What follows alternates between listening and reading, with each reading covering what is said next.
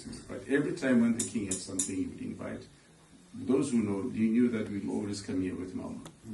The kings of the team would invite us to, the opening of the parliament, whatever.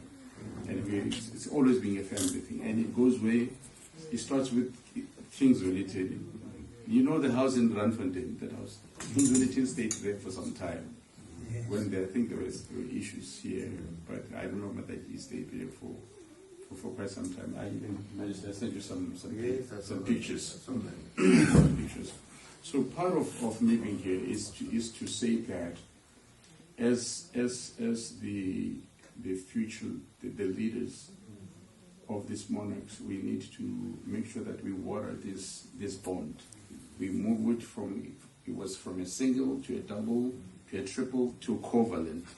We have to it has got to be impermeable.